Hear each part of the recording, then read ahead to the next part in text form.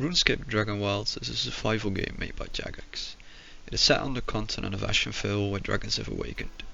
As a player you'll gather, craft and hone your skills to slay the dragons and many other creatures of Ashenvale. You can play the game with up to 3 friends or solo. The unique selling point for Dragonwilds compared to other survival games is its close connection to the RuneScape world and its magic integration, which you will use for everything from world exploration to combat and gathering. Being released in early access on the 15th of April 2025, the game is currently still in early development, being regularly updated, albeit with smaller updates. Bigger updates are up ahead and a roadmap with future updates is available.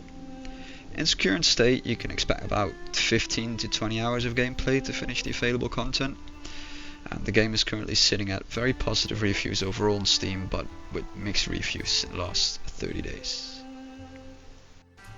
In this video I'll be reviewing the core gameplay loop of Dragonwilds, consisting of gathering, building, crafting, combat and exploring.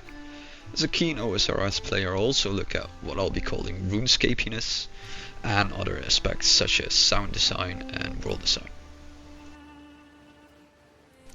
Upon starting the game you'll be met with a very basic and still bare-bone character creation. You've got a couple of options for your hair, eyes, eyebrows, body type, that kind of stuff, but don't expect too much of this yet.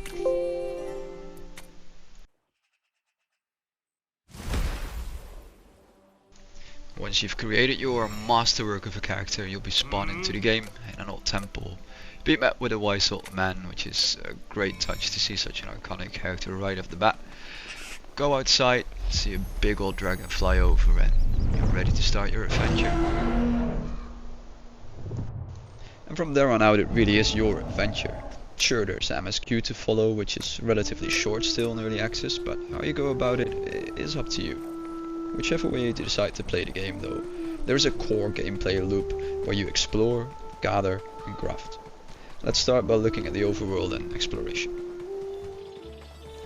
You'll start off in the humble woodlands of Bramblemead Valley, infested with goblins and a bunch of mysteries to discover. But before you know it, you'll be wandering through dark, murky swamps with poisonous enemies, beautiful pink plains with views to boast about, and treacherous highlands uncovering the secrets of the lands and its dragons.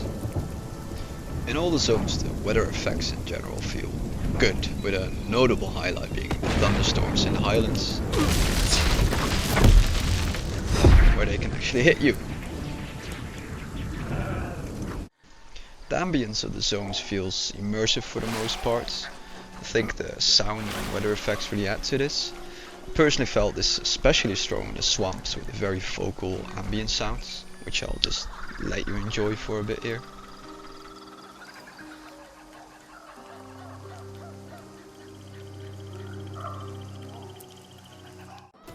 Exploration of all zones is very much worth it.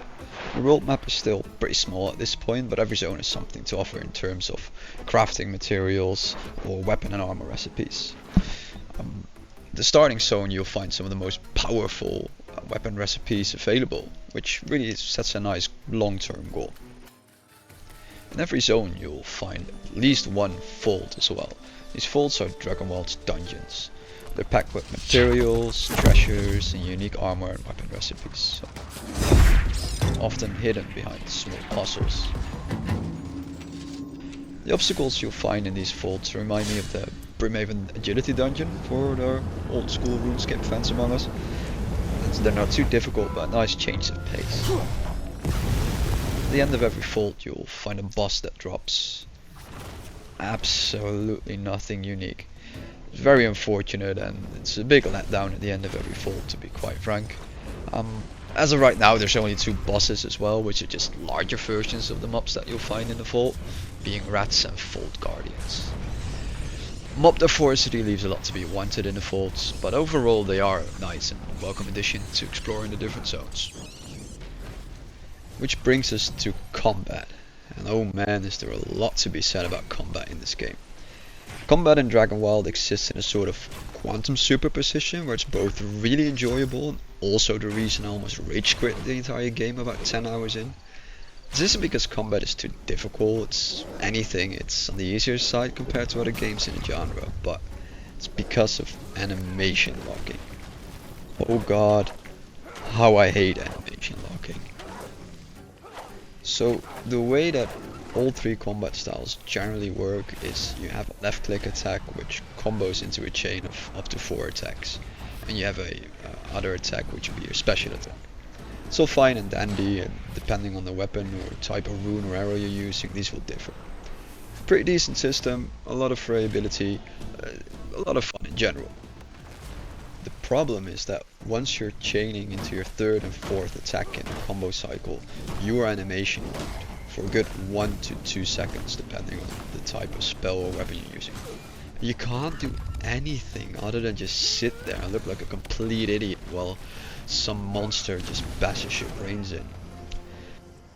This also goes for trying to cast any of your spells from the spell wheel mid-combat.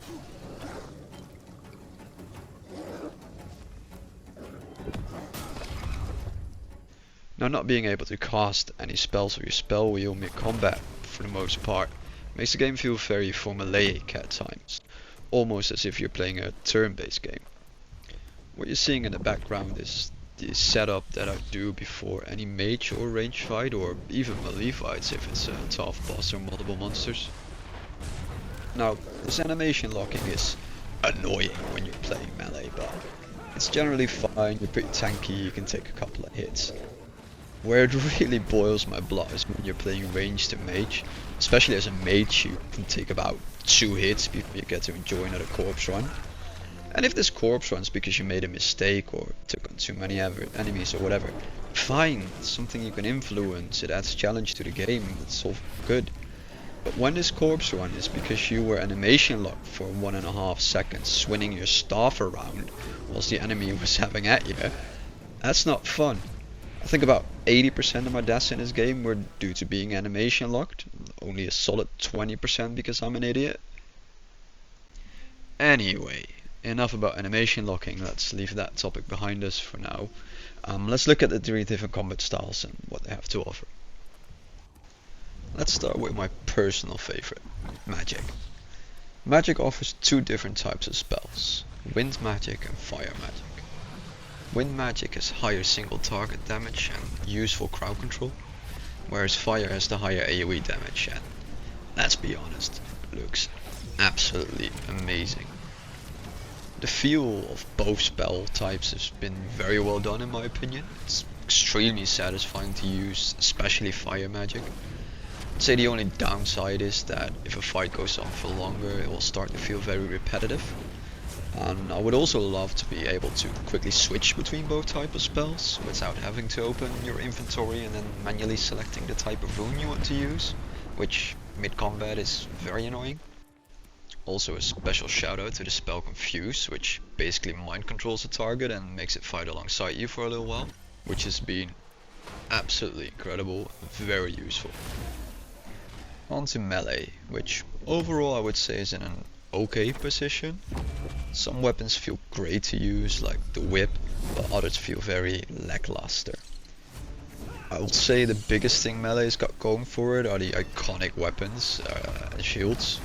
Like using the whip and the anti-dragon shield together, it just adds to the feeling of playing a RuneScape based game. It's very iconic and I enjoyed that a lot. Blocking and parrying is in the game, but it feels a little clunky most of the times.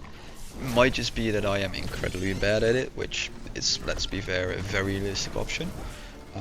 But it feels like it's not always registering or you're unable to do so because of animation blocking. Lastly we have ranged, which I'll be honest just didn't click for me. I found the mechanics a little unintuitive and I felt little to no benefit or reason of using ranged over mage in any situation. In its current state, I think the best way I could describe range is clunky.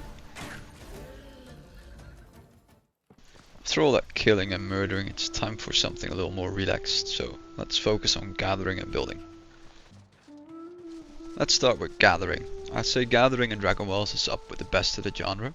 The magic integration, which allows for easy gathering through spells, is easily one of my favorite parts of this game. Especially Rock Explosion. It's an absolute gem of a spell. I don't think I can overstate how much I enjoyed the spell. The look, the sound, and just the whole feel of this spell is just so good.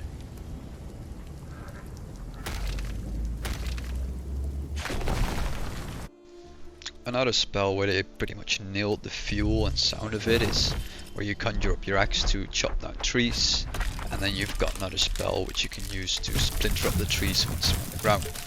Very good, very useful, and just again the feel of it is well done.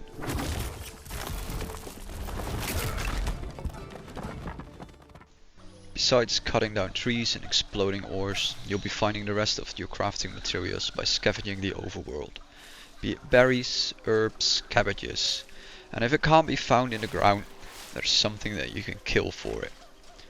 All in all, materials will feel plentiful and there will be very few instances where you're in dire need of something but can't find it. Except flax. There's never enough flax. Once you've gathered all those materials, you'll want to be using them, of course, which brings us to crafting and building. Let's start with crafting.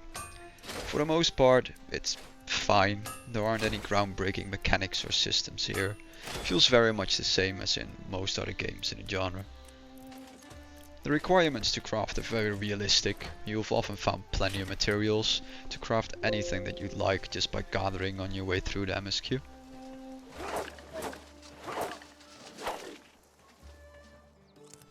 I'd say building is about the same story really. There's nothing genre defying, but it works well enough. Personally, I didn't spend a whole lot of time testing out the limits of building in my playthrough. I just kept it really basic. Whenever you perform an action, you'll be granted experience in that relevant skill. Upon leveling up a skill, you'll be rewarded with a small benefit every level, like X% more crit chance or reduced stamina costs. There are also bigger perks to unlock, which usually come in the form of either a skill or spell, or a big benefit like reduced ore weight for mining or a new ability for combat. This skill progression and system feels pretty natural, and you unlock most of the perks by just playing the game and following the MSQ. For combat, it's very rewarding to play all three different styles, because the spells that you unlock in one style of combat are usually very useful for the other two styles as well. These perks and spells that you unlock can be found in your spell book and used via the spell wheel. The integration of the spell wheel into all facets of gameplay is what really sets Dragonwilds apart. Not only are most of these spells well animated and fun to use, they make leveling your skills rewarding and a lot of what would be tedious moments more fun by simply using a spell. A couple of examples of this are conjuring up a tent for a quick overnight camping session wherever you like, so you don't have to go back to your base. Another very useful one is magical mending, where you just drop your armor and the weapons on the ground, cast a spell and you repair them. Tired of waiting for your slow grill and kill? Cast superheat and it will speed up the process.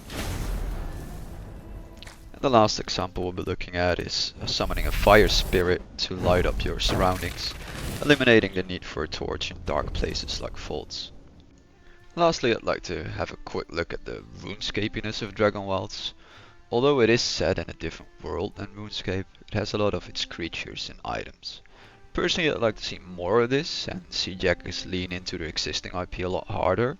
Seeing more iconic creatures, items and weapons from the RuneScape world would improve the game in my opinion. I think my biggest gripe with this whole RuneScapeiness so far is that the creatures that you fight the most, being the Gora and the Fold Guardians, aren't related to RuneScape in any way. Thankfully, Jagex seemed to be planning to add a lot more to the game, and a fair amount of this is based on RuneScape and its creatures, so let's take a look at the roadmap for Dragonwilds. It seems Jagex has a clear plan and direction they want to take Dragonwilds. Every quarter they want to release a bigger update starting in December this year, with the 1.0 release being planned for late 2026. In their roadmap they detail what they're planning for each expansion, and there are a fair amount of things to look forward to, like metallic dragons, new skills and iconic weapons and armor like the scimitar and mystic ropes, to just name a few. Jagex also addresses some of the common concerns that people have, and the mods are actually responding to people and their feedback on different platforms like Reddit, Steam, and Discord. All in all, I personally have faith in Jagex and their plan to keep working on Dragonwilds and making this a great survival game. Let's finish the video up by summarizing the strengths and weaknesses of Dragonwilds in its current state and answer the important question: is it worth buying currently? Let's start by looking at its strengths. Dragonwild's got a strong IP behind it with RuneScape, with years of lore and world building behind it to pull from. It's being developed by one of the few studios that you can actually still trust, being Jagex. It's got a clear vision for where to go and a roadmap available.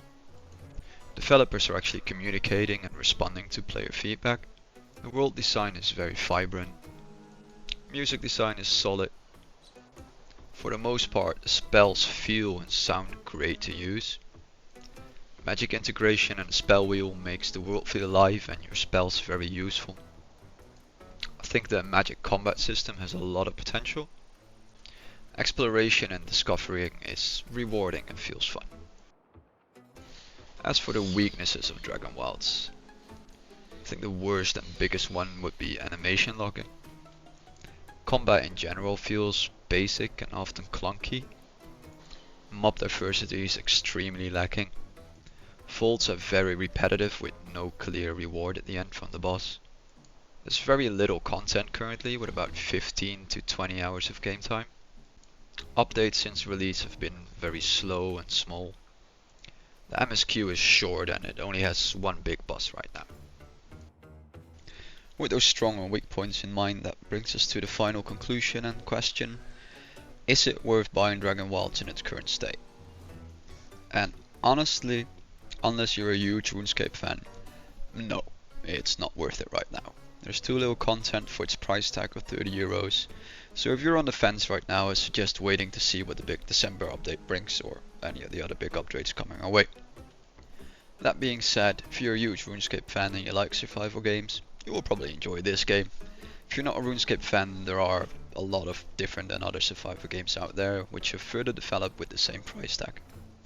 Personally, I'm still very enthusiastic about this game and I'll follow its development closely, see where it goes. Thank you very much for listening and tuning in. I've very much enjoyed being on your second screen. This is the first review that I've done. Any feedback, of course, is more than welcome.